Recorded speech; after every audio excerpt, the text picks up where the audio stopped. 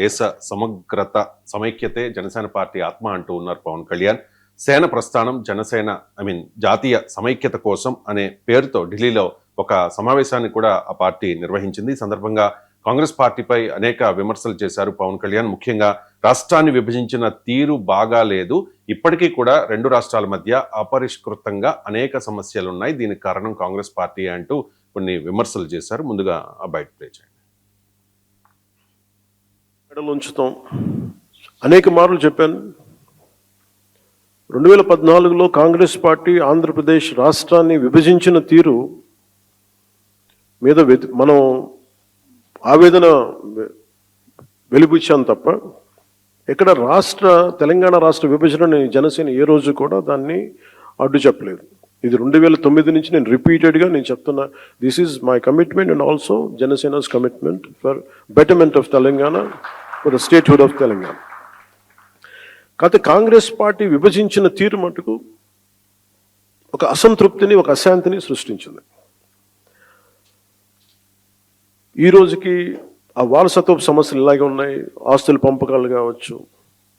అంటే ఇవన్నీ కాంగ్రెస్ పార్టీ ఆ రోజు చేసిన విభజించిన విధానం కానీ, వాళ్ళ డివిజివ్నెస్ అప్రోచ్ కానీ ఈ రోజుకి ఆ ధోరణి మారలేదు.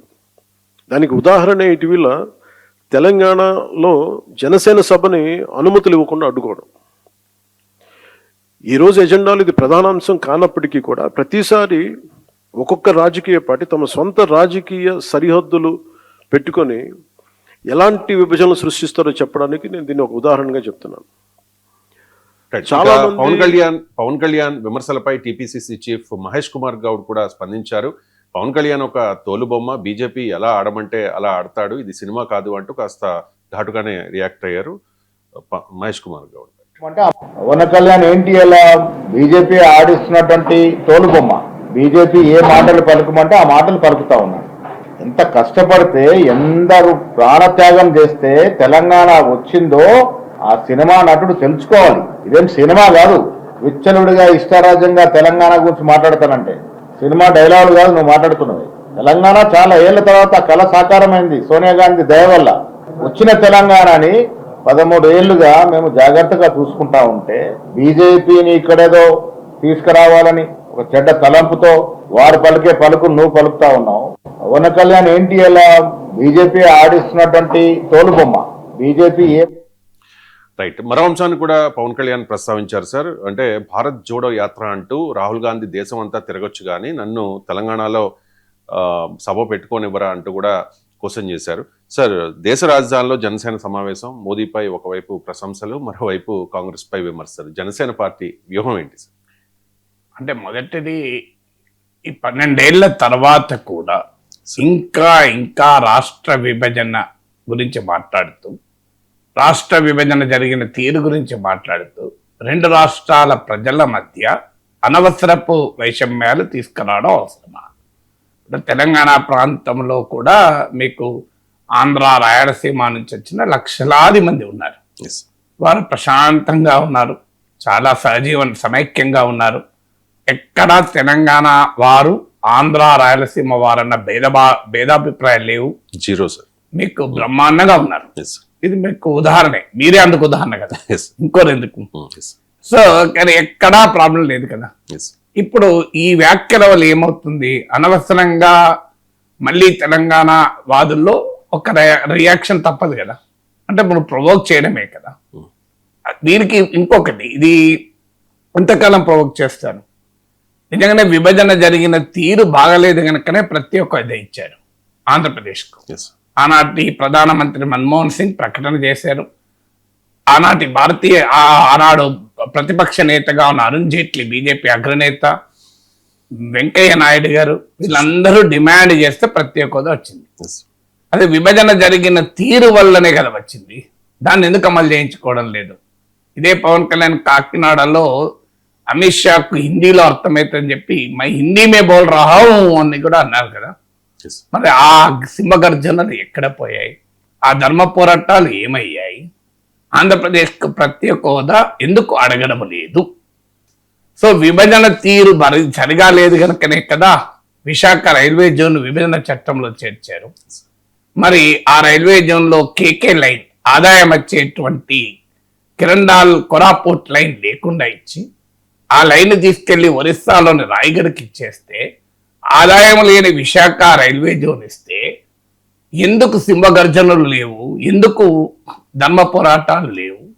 విభజన జరిగిన తీరు వల్లే. దీనికి ఎవరన్నా తెలంగాణ వాళ్ళు అడ్డుపడ్డారా? కాంగ్రెస్ పార్టీ అడ్డుపడిందా? తెలంగాణ వాదులు అడ్డుపడ్డారా? తెలంగాణ వాదులకు కూడా ఆంధ్రప్రదేశ్ ప్రత్యేక హోదా ఇవ్వాలన్నారు కదా, ఎవరు కాదన్నారు? ఆంధ్రుల ఆత్మగౌరవానికి ప్రతీక అయిన విశాఖ స్టీల్ ను అన్యాయం చేయొద్దు అని కొట్లాడుతుంటే ప్రతిపక్షంలో ఉంటే పోరాటం, అధికారంలో ఉంటే వారిపైన చిట్కారం. సో ఇదెక్కడి రాజకీయం? దీనికి ఎవరు అడ్డం? తెలంగాణ వాదులు కూడా వెళ్ళి విశాఖ స్టీల్ ప్లాంట్ మద్దతు ఇస్తామని కేటీఆర్ కూడా అన్నారు కదా. సో మీకు పెట్రోకెమికల్ రిఫైనరీ కాంప్లెక్స్ కాకినాడ వద్ద ఇది విభజన చట్టంలో ఉంది కదా, మరి ఎందుకు రాలేదు? వెనుకబడిన జిల్లాల మౌలిక వసతుల కొరకు విభజన చట్టంలో ఉంది కదా, జరిగిన తీరు బాగలేదనే కదా ఇవన్నీ ఇచ్చింది. మరి దాన్ని ఇప్పటి వరకు ఏమయ్యాయి? అనేక జాతీయ విద్యా సంస్థలు ఇచ్చారు విభజన తీరు బాగాలేదని. ఆ జాతీయ విద్యా సంస్థలు ఇవాళ దేశంలో ఆంధ్రప్రదేశ్లో ఉన్న ఐఐటి, ఆంధ్రప్రదేశ్లో ఉన్న ఐఏఎం, ఆంధ్రప్రదేశ్లో ఉన్న IIIT దేశంలోనే నెంబర్ 1 ఇన్స్టిట్యూషన్ చేయడంలో ఎవరు ఆపారు? దీనికి ఎవరైనా ఆపారా? దీనికి ఎవరు తెలంగాణ అడ్డం వచ్చిందా? హైదరాబాద్లో లేని ఐఏఎం ఆంధ్రప్రదేశ్లో ఇచ్చారు కదా, అభ్యంతరమే ఉంది. సో విభజన చట్టంలో బాగాలేదనే కదా స్టీల్ ప్లాంట్ ఇచ్చింది. ఇప్పటికీ దిక్కులేదు కదా స్టీల్ ప్లాంట్. ఇప్పుడు ఇంకా మళ్ళీ ఇనాగ్రేషన్ రేపో మాపో అంటుంటారు కదా. ఇవన్నీ కూడా విభజన జరిగిన తీరు బాగలేదు కనుకనే ఆంధ్రప్రదేశ్ ప్రజలకు రెవెన్యూ లోటు తీరుస్తామన్నారు. పోలవరం జాతీయ హోదా ఇచ్చి 100% పెట్టుకుంటామన్నారు. మరి పోలవరం ఎందుకు పూర్తి చేయలేదు? ఎవరు ఆపారు పూర్తి చేయడానికి? రాజధాని నిర్మాణాన్ని ఎవరు ఆపారు పూర్తి చేసుకోవడానికి? సో ఇన్ని రకాలుగా మీకు ఇవాళ మాట్లాడుతున్నప్పుడు అయ్యా విభజన బాగాలేదు నిజం, దానికి మద్దతు ఎందుకు ఇచ్చారు? ఇవాళ భారతీయ జనతా పార్టీ మద్దతు లేకుండా విభజన జరిగిందా? సో పవన్ కళ్యాణ్ ఎవరిని అడగాలి? విభజన జరిపిన కాంగ్రెస్ నిలదీయాలి, కరెక్ట్. కానీ విభజనకు సహకరించిన బీజేపీని ఎందుకు నిలదీయరు? బీజేపీ సహకరించకుండానే ఈ రీతిలో విభజన జరిగిందా? విభజన జరిగిన తీరు బాగలేకపోతే దానికి మొదటి ముద్ద అక్యూజ్ నెంబర్ 1 A1 కాంగ్రెస్ అయితే A2 బీజేపీ కదా. ఎందుకంటే బీజేపీ ఇప్పటికీ మావలైన తెలంగాణ వచ్చింది. పెద్దమ్మనే కాదు చిన్నమ్మను గుర్తు పెట్టుకోండి, సుష్మా స్వరాజ్ అన్న మాటలు మర్చిపోయామా? సో మీరు బీజేపీని మరి ఎందుకు నిలదీయడం లేదు? ఆంధ్రప్రదేశ్ ప్రజలు కాంగ్రెస్ కు శిక్షణ చేశారు, బీజేపీ కూడా అంత వేశారు. మీరు దాన్ని పెంచారు. 1% ఓటింగ్ ఇచ్చారు బీజేపీకి కూడా. కాంగ్రెస్ కింద ఇచ్చారు, బీజేపీకి అంత ఇచ్చారు. మీరే కదా బీజేపీని అక్కడ చేర్చుకొని రాష్ట్రాన్ని ఇంత అడ్డగోలుగా చీల్చడంలో సహకరించిన భారతీయ జనతా పార్టీకి ఎందుకు మీరు తలకెత్తుకుంటున్నారు ఆంధ్రప్రదేశ్లో? సో బీజేపీని ప్రశ్నించకుండా కాంగ్రెస్ నే ప్రశ్నిస్తే ఏ రకంగా కరెక్ట్ అవుతుంది? అందువల్ల ఒకటి విభజన తీరు జరిగినందుకు ఆంధ్రప్రదేశ్కి ఇచ్చిన ఏ అంశమో అడగరు. 2 విభజన తీరు ఈ విధంగా జరగటానికి సహకరించిన భారతీయ జనతా పార్టీని ప్రశ్నించరు. ఇది మరి 3వది మళ్ళీ 12 ఏళ్ల తర్వాత గుర్తు చేస్తుంటారు. ఎందుకు? ఆ గాయం రగులుతూనే ఉండాలి, ఆ వైషమ్యాలు రగులుతూనే ఉండాలి. అప్పుడే కదా రాజకీయం మీకు ఉపయోగపడేది. సో ఇది అవసరమే. ఇది ఎందుకు? బీజేపీకి సంతృప్తి పరచడానికి కాదా? ఎందుకంటే పవన్ కళ్యాణ్ ఈరోజు మళ్ళీ మాట్లాడుతున్నారు రాష్ట్ర విభజన గురించి 12 ఏళ్ల తర్వాత. సరిగ్గా మీకు మోడీ కూడా అదే అన్నాడు కదా, తల్లిని తీల్చి బిడ్డని తీసుకొచ్చారు అని. నిన్న కాక మొన్న తేజస్వి సూర్య అయితే భారత్ పాకిస్తాన్లతో పోల్చారు కదా. ఇంతకన్నా అన్యాయమైన పోలిక ఇంకేమైనా ఉంటుందా? తెలంగాణ ఆంధ్రప్రదేశ్ ఇవాళ భారత్ పాకిస్తాన్ లాగా ఎల్ఓసి దగ్గర కొట్లాడుకుంటున్నాయా? ఏం పోలికది? ఏం కోదాడ జగ్గయ్యపేట నందిగామ దగ్గర కొట్లాట్లు అవుతున్నాయా? ఏం దేనికి? ఎందుకు ఎలా కంపేర్ చేస్తారు ఇండియా పాకిస్తాన్ అని? సో అంత అన్యాయంగా పోల్చిన బీజేపీనేమో ప్రశ్నించారు. ఎందుకంటారన్న క్వశ్చన్. ఇక అసలు పొలిటికల్ గా చూద్దాం. ఆంధ్రప్రదేశ్ ఉప ముఖ్యమంత్రి పవన్ కళ్యాణ్. ఆంధ్రప్రదేశ్లో కాంగ్రెస్ బలం ఉందా? 0. అయినా కాంగ్రెస్ పైన దాడి ఎందుకు? ఎవరి ప్రయోజనాలకు? రాజకీయ ప్రత్యర్థుల పైన దాడి చేస్తే అర్థం ఉంది.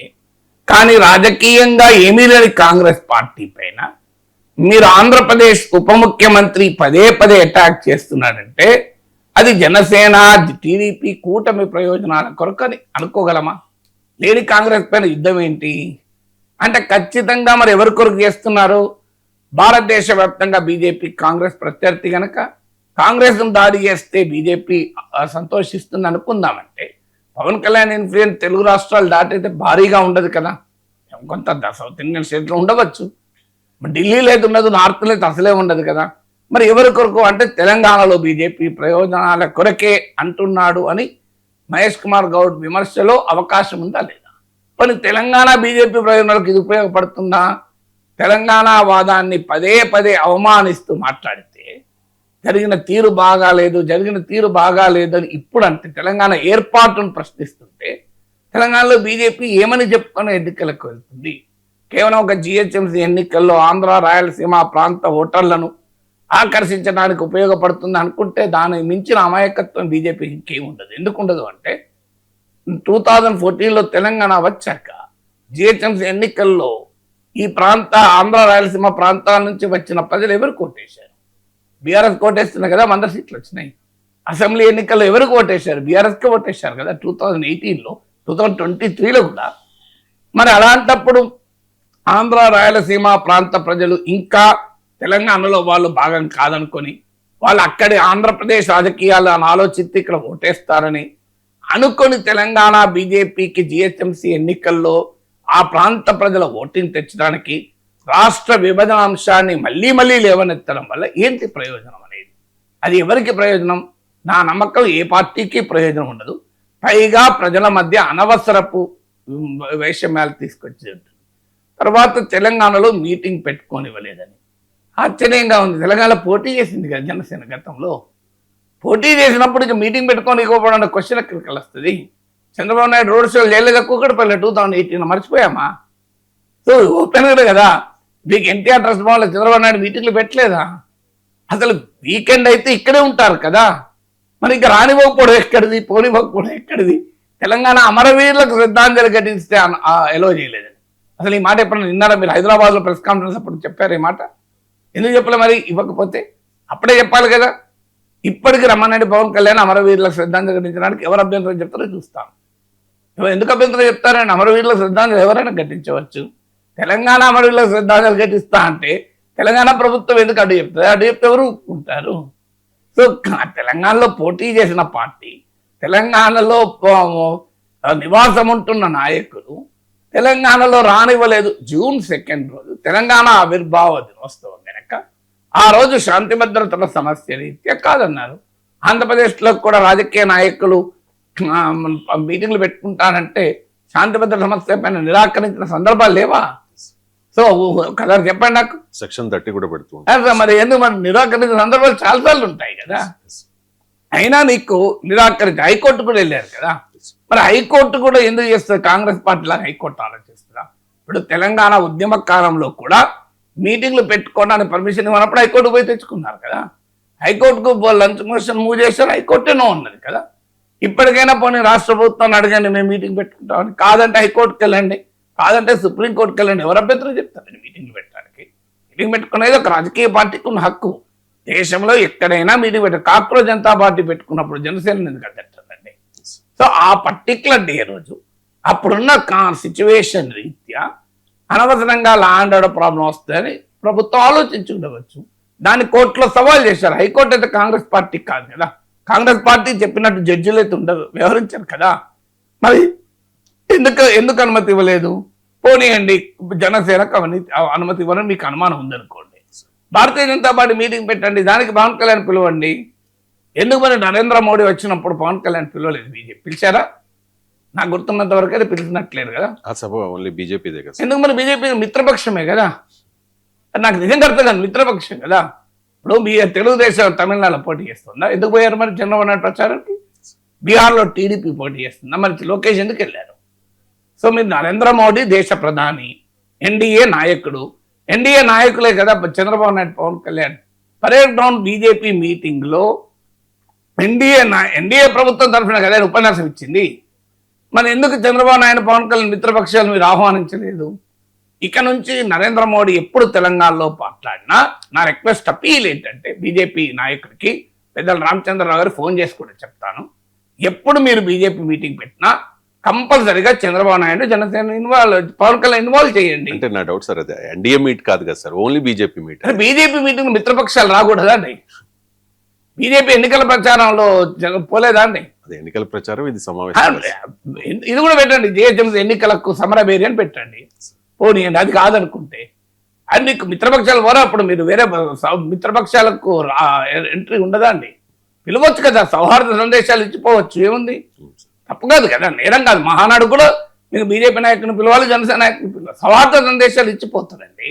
మొత్తం మీటింగ్ ఉండకపోవచ్చు, సౌహార్ద సందేశం ఇచ్చిపోవచ్చు కదా. ఎన్నిసార్లు పేరండి మీకు? అదేమి నేరం కాదు కదా. ఇప్పుడు పోనీయండి, ఎన్డీఏ సమావేశం పెట్టండి, పోనీ హైదరాబాద్లో ఎన్డీఏ బహిరంగ సభ పెట్టండి, పోనీ మీరు అంటున్నారు కదా బీజేపీ సభకు వాళ్ళు ఎందుకు పెడతారు? Okay, I take it for granted. NDA బహిరంగ సభ ఎందుకు పెడతలేరు మరి? తెలంగాణకు 12 ఏళ్లలో ఎన్డీఏ ఇచ్చేసిందని చెప్పుకోండి వచ్చి. మరి తెలంగాణ ఎన్డీఏ బహిరంగ సభలు పెట్టమని నా రిక్వెస్ట్. రామచంద్రరావు కరెక్షన్ కూడా చేసుకున్నా, పోనీ మీరు చెప్పినాక. హైదరాబాద్, వరంగల్, కరీంనగర్, మహబూబ్ నగర్, ఆదిలాబాద్లో ఎన్డీఏ బహిరంగ సభలు పెట్టి నరేంద్ర మోడీ, అమిత్ షా, జేపీ నడ్డా, నితిన్ నవీన్ పిలిచి, చంద్రబాబు నాయుడు, పవన్ కళ్యాణ్ కూడా పిలిచి మీటింగ్లు పెట్టాలి. ఎందుకు పెట్టరండి? అసలు బీజేపీ ఎన్నికల ప్రచారంలో పిలవరు కదా, పోనీయండి. బీహార్లో జేడీయూ ఎన్నికల ప్రచారానికి లోకేష్ పిలుస్తారు, తమిళనాడులో ఏడీఎంకే ఎన్నికల ప్రచారం చంద్రబాబు నాయుడు వస్తాడు, మహారాష్ట్రలో పవన్ కళ్యాణ్. మరి ఆ తెలంగాణలో ఎందుకు బీజేపీ ఎన్నికల ప్రచారంలో చంద్రబాబు నాయుడు కనిపించలేదు? నాకు చెప్పండి దానికి మొదలు. ఎందుకు పవన్ కళ్యాణ్ కనిపించే బీజేపీ ప్రచారంలో కలిసి పోటీ చేసినప్పుడు మినహా మీరు ఎందుకు ప్రచారంలో కనిపించరు? అసెంబ్లీ ఎన్నికలప్పుడు నాకు గుర్తులేదు, కానీ చంద్రబాబు నాయుడు అయితే వచ్చినట్లేదు బీజేపీ ప్రచారానికి మద్దతుగా. మరి ఎందుకు రారు? సో అందువల్ల ఇప్పటికైనా ఇబ్బంది ఏమీ లేదు. తెలంగాణలో పవన్ కళ్యాణ్ మీటింగ్లు పెట్టుకోవచ్చు, లేదు కాదనుకుంటే ఎన్డీఏ మీటింగ్లు పెట్టండి. నరేంద్ర మోడీ, చంద్రబాబు నాయుడు, పవన్ కళ్యాణ్ అడ్రస్ చేయండి హైదరాబాద్లో, అమిత్ షా, లోకేష్, పవన్ కళ్యాణ్ వరంగల్ అడ్రస్ చేయండి, మహబూబ్ నగర్లో జేపీ నడ్డా, పవన్ కళ్యాణ్, లోకేష్ అడ్రస్ చేయండి, కరీంనగర్లో మీకు నితిన్ నవీన్, పవన్ కళ్యాణ్, లోకేష్ అడ్రస్ చేయండి. తెలంగాణలో బీజేపీని ఎన్డీఏని పెంచండి. ఎవరు వద్దంటున్నారండి? వాళ్ళు అప్పుడు కూడా పర్మిషన్ ఇయ్యరా? రామచంద్రరావు అడుగుతారా? పోనీ పవన్ కళ్యాణ్ అడిగితే ఇస్తలేరు అనుకుందాం. రామచంద్రరావు మేము ఎన్డీఏ మీటింగ్ పెడతాంటే ఇవరా? పోనీయండి, నరేంద్ర మోడీ మీటింగ్ పెడతాంటే ఇవరా? నాకు చెప్పండి. అమిత్ షా మీటింగ్ పెడతా అంటే రేవంత్ రెడ్డి ఆపగలడా? కేంద్ర హోంమంత్రి వచ్చి మీటింగ్ పెడతా అంటే? సో ఇక్కడ నుంచి ఎన్డీఏ మీటింగ్లు పెట్టండి, అభ్యంతరం ఉన్నది. నాకు తెలిసి జనసేన మీటింగ్ పెట్టినా ఇప్పుడు పర్మిషన్ ఇస్తారు సార్. అసలు పర్మిషన్ ఇవ్వదు, హైకోర్టుకి వెళ్ళచ్చు, సుప్రీంకోర్టుకి వెళ్ళచ్చు. ఆ రోజు ఇవ్వలేదు, కానీ ఆ ఒక్కరోజు ఇవ్వలేదు. ఓకే, ఇప్పటికి ఇస్తారు. అయినప్పుడు పర్మిషన్ ఎన్నికలైనా పోటీ చేస్తానికి అర్హత ఉన్నప్పుడు మీటింగ్లో పెట్టుకోవడానికి అర్హత ఉంటుంది దాన్ని. సో అందువల్ల దీన్ని పదే పదే ఇష్యూ చేయడం ద్వారా రాజకీయంగా కూడా ఏం లాభం నాకు అర్థం. కాంగ్రెస్ లేనే లేదు ఆంధ్రప్రదేశ్లో. ఆంధ్రప్రదేశ్లో లేని కాంగ్రెస్ పైన యుద్ధం చేస్తే తెలంగాణలో ఉన్న కాంగ్రెస్ మీకు ప్రత్యర్థి కాదు, ఇక్కడ జనసేన ప్రధాన పార్టీ కాదు, ఇక్కడ జనసేన ప్రధాన పార్టీ కాదు, అక్కడ కూటమికి కాంగ్రెస్ ప్రధాన ప్రత్యర్థి కాదు. మరి ఇక్కడ ఇక మరి దేని కొరకు ఈ పోరాటం? దీనికి ఆన్సర్ ఉండాలి కదా. అందుకే ఆ రాజకీయ వర్గాల్లో అనుమానాలు ఏంటి? ఇది మరి బీజేపీ కోసమా ఇదంతా? నిజంగా బీజేపీ కోసమా అంటే నాకు అది కూడా అర్థం కావడాలి. బీజేపీకి ఏం ఉపయోగపడుతుంది? ఇంకేమనంటే నష్టం జరుగుతుంది తెలంగాణ బీజేపీకి. ఆంధ్ర బీజేపీకి లాభం అవుతుంది, కానీ తెలంగాణ బీజేపీ అయితే ఖచ్చితంగా నష్టం జరుగుతుంది. వాళ్ళు తలబట్టుకుంటున్నారు తెలంగాణ బీజేపీ వాళ్ళు. ఎందుకయ్యా మాకు ఇబ్బంది కలుగుతుంది, ఇది ఇంకా కొనసాగుతాయని.